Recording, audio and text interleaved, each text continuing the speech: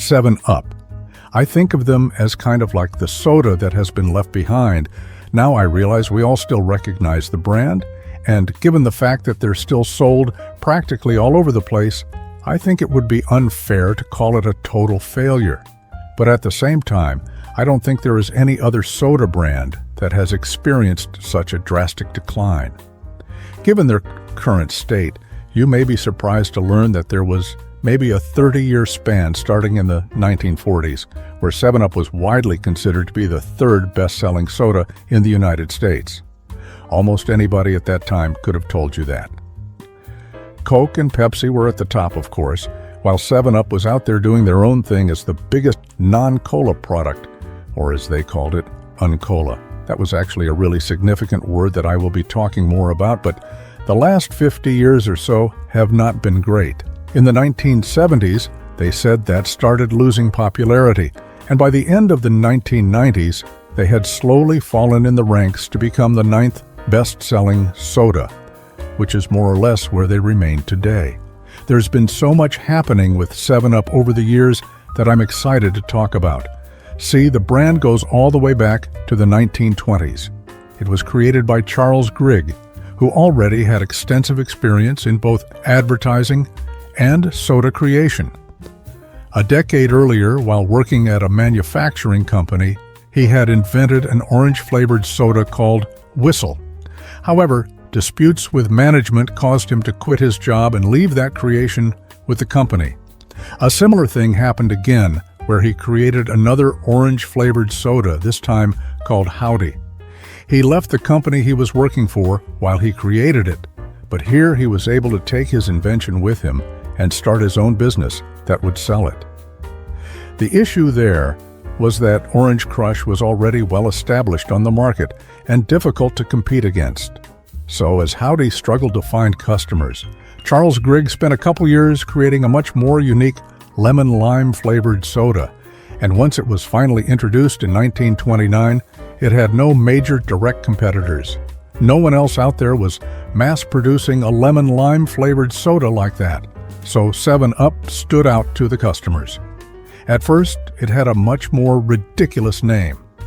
It was called Bib Label Lithionated Lemon Lime Soda. He chose that name because, like many others at the time, he wanted it to be perceived as a health drink.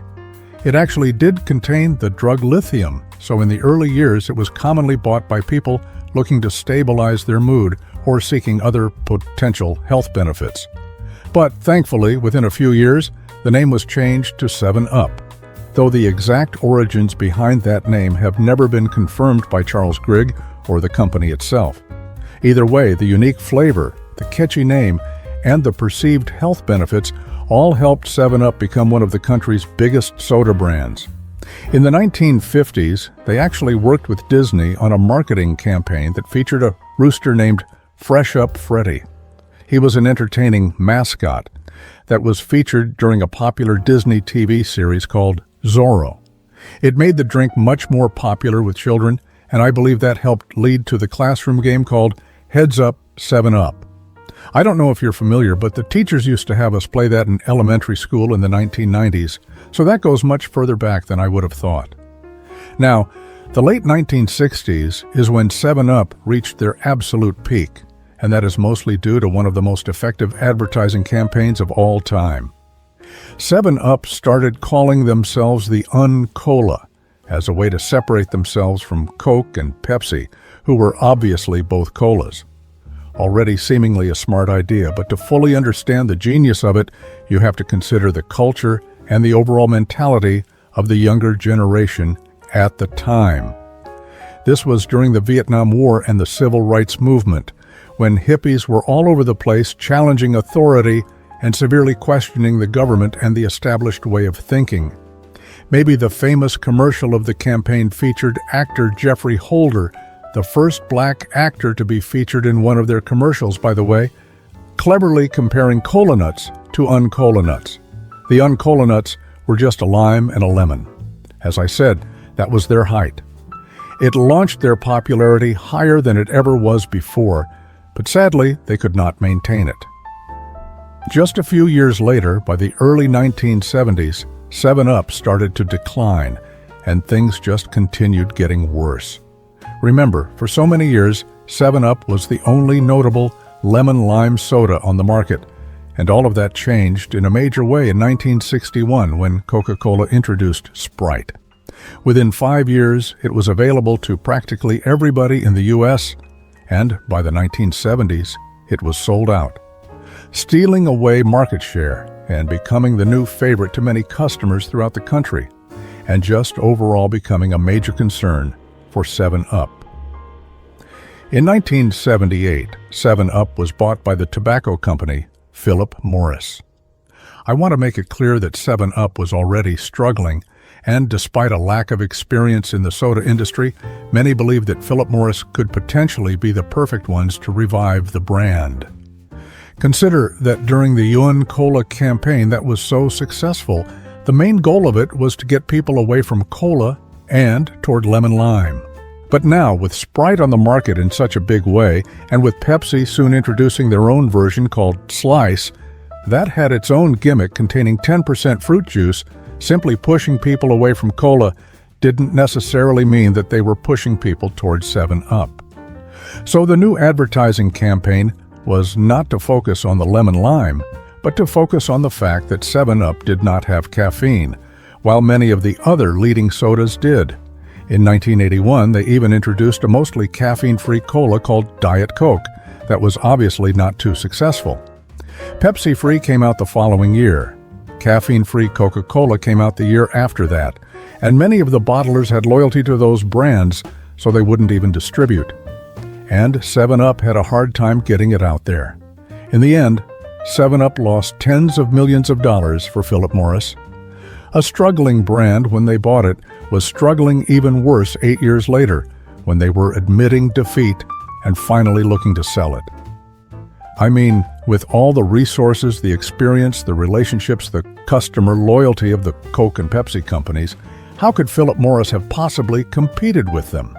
In fact, it sure seems like the only way 7-Up truly had a chance at becoming significant again is if either Coke or Pepsi were to take it over. And in 1986, 7-Up, yes, that came so close to happening. There was already an agreement to sell 7-Up to Pepsi, where a Pepsi representative said, 7-Up is a top-quality product that has the potential to become one of the most popular soft drinks in the world. They even said Pepsi would put its foot down. Clearly, the attractive part of the acquisition was the Dr. Pepper brand. And this is where 7-Up really started to get lost in the shuffle. I mean, look at how the New York Times reported the deal. They didn't even think 7-Up was important enough to mention in the headline. 3 years later, 7-Up was back. 7-Up had their first ever formula change, another bad sign. I think it was subtle though, just giving it a stronger lemon-lime flavor, and they dropped their Uncola slogan as an attempt to attract younger customers. That Uncola campaign had been so effective in connecting with the youth of the 1960s that by the 1990s, those same youths were just the same people buying 7-Up, just 30 years older, and giving the brand the reputation that it was for older people. In 2008, Cadbury Schweppes spun off all of these beverages into their own company that was named Dr. Pepper Snapple Group, again being overshadowed by the other brands. And finally, 10 years later, that company was bought by Keurig for over $18 billion, forming Keurig Dr. Pepper, again being overshadowed by the other brands. Today, 7-Up is just one of many beverages owned by that company.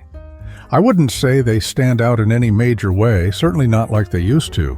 In fact, they have been declining for so long that I would bet that most of the people watching this probably had no idea that 7-Up used to be such a big deal. The idea that 7-Up used to be such a big deal, I think it's a great story, but kind of a depressing one. Well, obviously, if you're a big 7-Up drinker, this hasn't been the easiest 10 or so minutes for you to watch. But also, it demonstrates how larger companies can push smaller ones right out of the markets. Do you ever drink 7-Up, or do you prefer one of the competing products?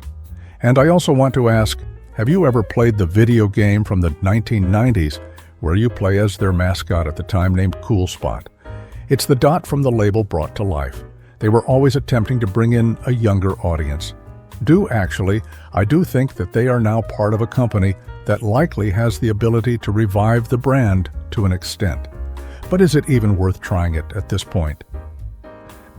It's been so long, and I don't know if the demand is really there. Just more things to think about. So, any thoughts you have about 7-Up or anything else in this video? Leave them in the comments. I'd like to hear what you have to say. Thank you for watching.